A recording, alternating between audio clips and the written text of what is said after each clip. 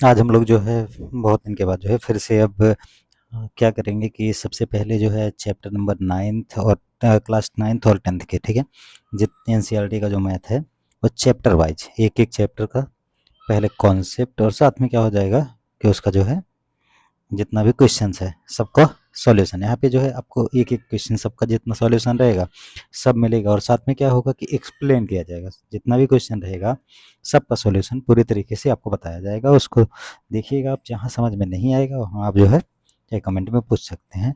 तो देखिएगा, जैसे अगर मान के चलिए सबसे पहले तो हम लोग सिलेबस ही देख लेते हैं कि क्लास 10th में आखिर हम लोग को पढ़ना क्या है। तो क्लास 10th में जो है सबसे पहला जो एनसीईआरटी का सिलेबस है और बुक के लिए जो है आप लोग उसकी तैयारी ना कीजिए। पहले देखिए जो आपका एनसीईआरटी का बुक है उससे तैयारी कीजिए। यदि कोई भी सिलेबस में चेंजेज होते हैं तो उसको जो है, जो चेंज होगा उसको जो है कराया जाएगा। तो उसको अलग से जो है उसको कवर कर दोबारा से जो है करा दिया जाएगा। तो सबसे पहले देखिए कि आपका सिलेबस जो है वो सिलेबस में है। सबसे पहला चैप्टर जो है, पहला चैप्टर एनसीईआरटी में दिया है कि वास्तविक संख्या, कि आखिर वास्तविक संख्याएं होती क्या हैं और वास्तविक संख्या जो होती है उसमें भूमिका है। दूसरा यूक्लिड विभाजन प्रमेय का है, ठीक है, यूक्लिड डिवीजन एल्गोरिथम, जिससे जो है सीएफ निकाला जाता है, ठीक है। और साथ में अंकगणित की आधारभूत प्रमेय। अब इसको जानना है तो फिर क्या करना है, अंकगणित की आधारभूत प्रमेय के लिए पहले जो है भाज्य और अभाज्य संख्या जानना होगा। तो भाज्य और अभाज्य जो कि क्लास 9th में आप लोग पढ़ चुके हैं। उसके बाद अपरिमेय संख्याओं का पुनर्भ्रमण है। परिमेय संख्या और उनके दशमलव प्रसार का पुनर्भ्रमण। मतलब अपने को वास्तविक संख्या वाले चैप्टर में जिसका सब टॉपिक है इतना पढ़ना है। दूसरा चैप्टर है जो है हम लोग का बहुपद, बहुपद या पॉलिनोमियल। तो बहुपद में क्या क्या पढ़ना है, बहुपद में हम लोग को भूमिका पढ़ना है, उसके शून्य क्या होते हैं और शून्य अगर होते हैं तो उसका ज्यामितीय अर्थ क्या होता है, और उसके बाद जो है शून्य और गुणांक में संबंध क्या होता है, ठीक है। उसके बाद जो है बहुपद के लिए जो है विभाजन एल्गोरिथम, जिसको आप लोग बोलते हैं कि भाग देना, जैसे x³ + 1 में x+1 से भाग देना, मतलब इसको बोलते हैं क्या, विभाजन एल्गोरिथम। और उसके बाद लास्ट में समरी। तो इसमें ये एक चीज नहीं मेंशन है कि बहुपद के प्रकार, ठीक है, जो कि क्लास 9th के सिलेबस में है, क्लास 9th में हम पढ़ा चुके हैं। लेकिन फिर भी जो है आप लोग को एक रिवाइज करवाया जाएगा कि जो है कि बहुपद आखिर टाइप जितना भी हो सकेगा, मतलब पूरा सिलेबस आपका 9th वाला साथ में क्या होगा 10th वाला दोनों कवर किया जाएगा। अब देखिए उसके बाद चैप्टर नंबर 3 में दिया है कि दो चर वाले रैखिक समीकरण युग्म।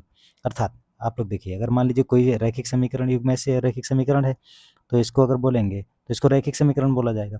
लेकिन अगर ऐसा ही दो रैखिक समीकरण अपने को मिल जाए, जैसे 5x प्लस में क्या 7y और बराबर में 35, तो एक ये वाला समीकरण था, एक ये वाला, तो अब की बार रैखिक समीकरण नहीं रह गया, रैखिक समीकरण का क्या हो गया, युग्म, मतलब पेयर हो गया है।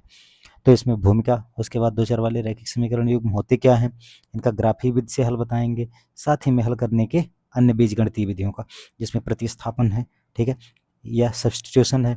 उसके बाद विलोपन या विलोपन विधि, उसके बाद जो है वज्र गुणन विधि।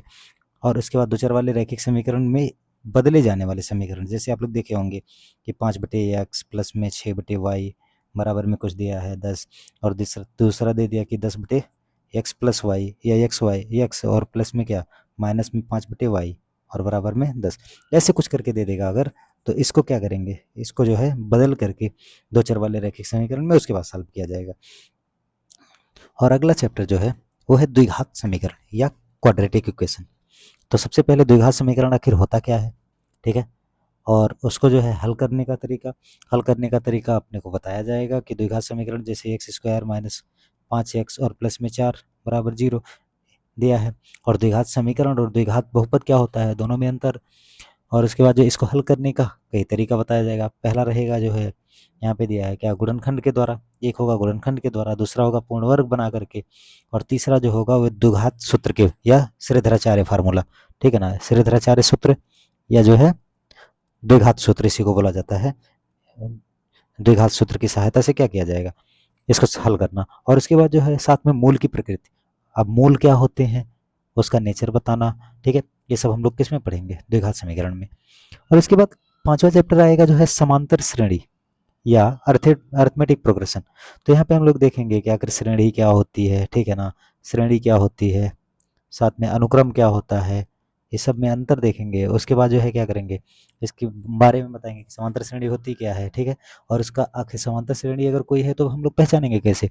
साथ में अगर पहचान लेंगे तो उसका n वां पद ज्ञात करना होगा तो कैसे ज्ञात करेंगे, n पदों का योग ज्ञात करना होगा तो कैसे ज्ञात करेंगे, और मान लीजिए अंतिम पद दिया है तो उसको कैसे ज्ञात करेंगे, या फिर जो है अंतिम से लास्ट से पद ज्ञात करना होगा। तो ये सब हम लोग कहाँ पढ़ेंगे, समांतर श्रेणी में। और उसके बाद चैप्टर नंबर 6 है त्रिभुज। तो ट्रायंगल में क्या है, त्रिभुज में समरूप आकृतियां। अब देखिए हम लोग क्लास 9 में पढ़े थे क्या, सर्वांग समता, सर्वांग समता। और सर्वांग समता में तो आप लोग को पहले से पता है क्या पढ़ा गया था, 7/555 पढ़ा था ना। Yes C S, A S, yes yes yes, उसके बाद आर एच एस, उसके बाद ए एस ए, ठीक है। जो कि हम बताए भी थे कि सास जिसका नाम क्या था, आशा, ठीक है, उससे आस लगा करके बहु जाती है कितना रुपए लेने के लिए, 555, लेकिन मिलता है, नहीं मिलता है। क्या बोलती है कि क्या करना है, राइट एंगल के हाइपोटेनियस और साइड पकड़ के कहाँ जाना था, ठीक है। तो उसके बाद जो है अब इसी का एक आगे जो हम लोग पढ़ेंगे इसकी समरूपता। तो समरूपता में जो है फिर से हम बताएंगे कि अगर समरूपता की कंडीशंस क्या होती हैं, उसको पहचानेंगे कैसे, उसकी कसौटियाँ क्या होती हैं, ठीक है ना। समरूपता पहचान कैसे करेंगे, उसके बाद अगर समरूप पहचान लेंगे, मान लीजिए दो ट्रायंगल हो गया जो कि समरूप है, दिखने में एक जैसा है, तो इनके क्षेत्रफल का अनुपात क्या होगा, या इसका क्षेत्रफल दे दिया तो इसका ज्ञात करना है, या इसकी भुजा दिया है इसका भुजा ज्ञात करना है, तो ये सब बताया जाएगा, ठीक है। इसके बाद है पाइथागोरस प्रमेय। पाइथागोरस प्रमेय का मतलब होता है कि अगर कोई भी समकोण त्रिभुज है तो उसमें जो कर्ण होता है उसका स्क्वायर, मतलब अगर एक्स है तो इसका स्क्वायर जो होगा वो इसके और इसके स्क्वायर के क्या होता है, बराबर होता है। तो इसको भी बताया जाएगा, इसका जो प्रूफ भी है, ठीक है। अब इसके बाद चैप्टर नंबर 7 जो है, चैप्टर नंबर 7 में हम लोग का है निर्देशांक ज्यामिति या कोऑर्डिनेट ज्योमेट्री। निर्देशांक ज्यामिति में क्या है कि इसमें जो है सबसे पहले भूमिका आखिर होता क्या है निर्देशांक, उस ज्यामिति क्या होती है, साथ में दूरी सूत्र बताएंगे कि आखिर दो बिंदु दे दिया तो इसके बीच की दूरी कैसे हम लोग ज्ञात करेंगे। विभाजन सूत्र है कि अगर मान लीजिए कोई भी एक लाइन है, इसको कोई एक बिंदु है जो कि दो भागों में विभाजित कर रहा है, तो आखिर एक बिंदु क्या होगा, ठीक है, चाहे इंटरनल होगा चाहे एक्सटर्नल होगा, बाहर से विभाजित करे अंतः विभाजित करे। और इसके बाद जो है इसमें ट्रायंगल अगर किसी भी तीन बिंदुओं से मिलकर के बनेगा तो इसका क्षेत्रफल ज्ञात करना। साथ में क्या होगा कि समरेखता, संरेखता, या ठीक है ना, अगर संरेख है तीन बिंदु या नहीं है इसको सिद्ध करना, ठीक है, जो कि हमेशा बोर्ड एग्जाम में पूछता है। 8वां चैप्टर हम लोग का त्रिकोणमितीय से परिचय। अब बताइए ट्रिग्नोमेट्री सबसे पहले होता क्या है, ठीक है ना, त्रिकोणमितीय अनुपात क्या होते हैं, ठीक है ना, कुछ विशिष्ट कोण जो होते हैं उनके त्रिकोणमितीय अनुपात, जैसे 0, 30, 60, 45, 60 और 90 का, ये सब का मान।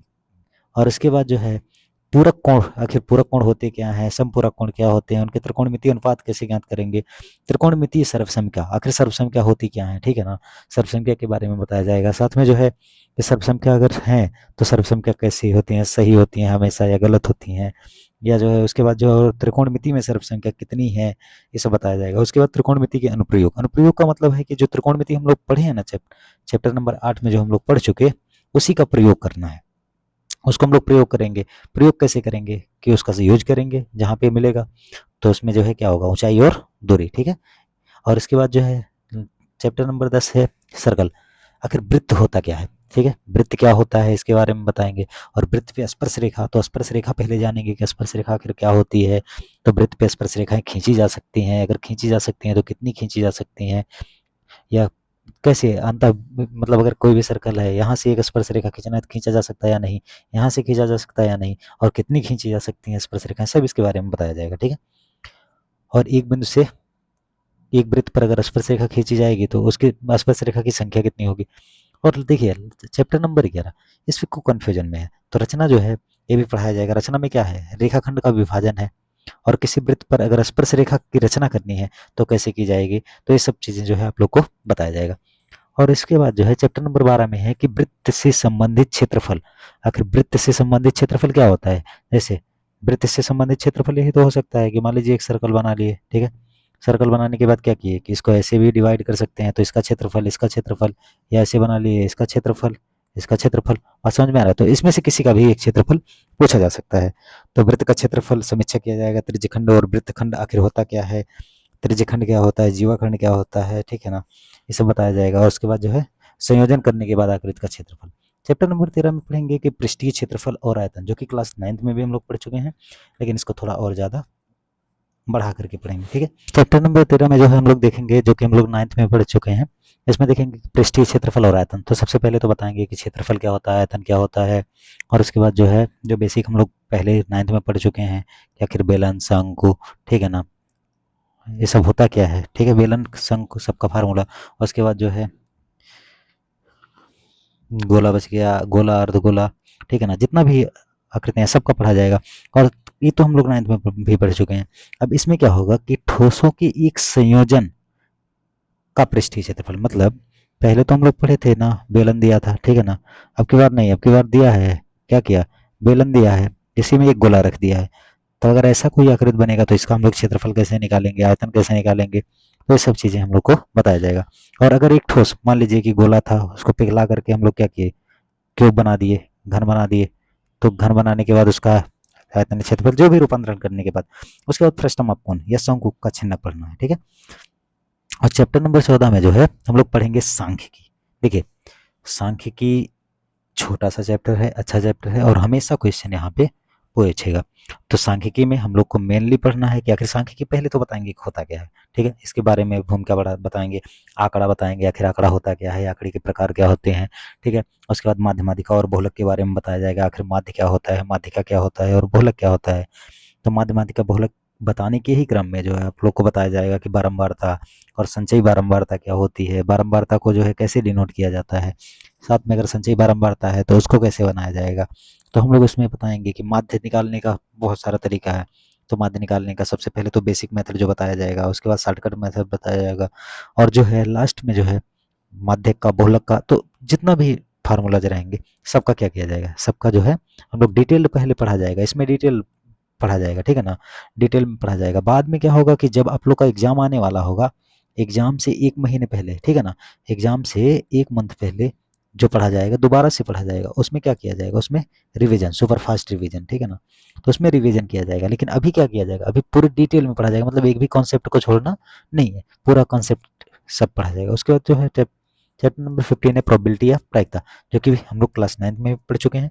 अगर प्रोबेबिलिटी होती क्या है, सैद्धांतिक दृष्टिकोण, सारांश, इसमें जो है हम लोग जो कॉइन के बारे में पढ़ेंगे, आखिर सिक्का है उसको सिक्के को कॉइन किया जाएगा, मतलब जो भी सिक्के में हेड और टेल्स आने की प्रायिकता है, और जो भी रहेगा, और ताश की गड्डी रहेगी तो उसमें से जो है ताश निकालने के बाद, और उसके बाद साथ में थैला रहेगा, उसमें जो है थैले में क्या करेगा, लाल पीला हरा गेंद रहेगा, उसको निकालने की प्रायिकता। तो ये सब चीजें जो है हम लोग पढ़ा जाएगा।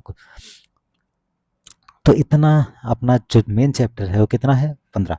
15 चैप्टर सिलेबस तो पूरे तरीके से डिफाइंड है, और हमेशा का क्वेश्चन, ठीक है ना, आप लोगों को से प्रीवियस ईयर का क्वेश्चन तो अभी डिस्कस किया जाएगा, तो आराम से डिस्कस किया जाएगा जितना भी क्वेश्चन रहेगा। लेकिन सबसे पहले क्या किया जाएगा कि जितना है चैप्टर नंबर 1 से लेकर के चैप्टर नंबर 15 तक सबका क्या किया जाएगा, पूरी तरीके से डिटेल्ड, ठीक है ना, डिटेल्ड पहले कॉन्सेप्ट बताया जाएगा, कॉन्सेप्ट के साथ जो है आपको जो सॉल्यूशन मिलेगा ना, उस सॉल्यूशन आपको, सॉल्यूशन जो है आपको एक एक क्वेश्चन का क्वेश्चन बाय क्वेश्चन मिलेगा। क्वेश्चन बाय क्वेश्चन क्यों मिलेगा, क्वेश्चन बाय क्वेश्चन इसलिए मिलेगा कि जो है क्वेश्चन बाय क्वेश्चन हम क्लास में नहीं कराते हैं, क्वेश्चन बाय क्वेश्चन क्लास में नहीं होता है। क्लास में ना होने के कारण कि कुछ बच्चों को समझ में आता होगा, कुछ को कुछ क्वेश्चन नहीं आते होंगे, तो क्वेश्चन बाय क्वेश्चन कराने से फायदा है कि आप लोग यहाँ पे क्वेश्चन बाय क्वेश्चन देखिएगा, और जब अपना नोट्स बनाइएगा ना, तो नोट्स में क्या कीजिएगा कि जो क्वेश्चन में आपको डाउट है वही क्वेश्चन आप देख करके दोबारा से हम कॉन्सेप्ट जो समझाए हैं उस कॉन्सेप्ट को देखिएगा।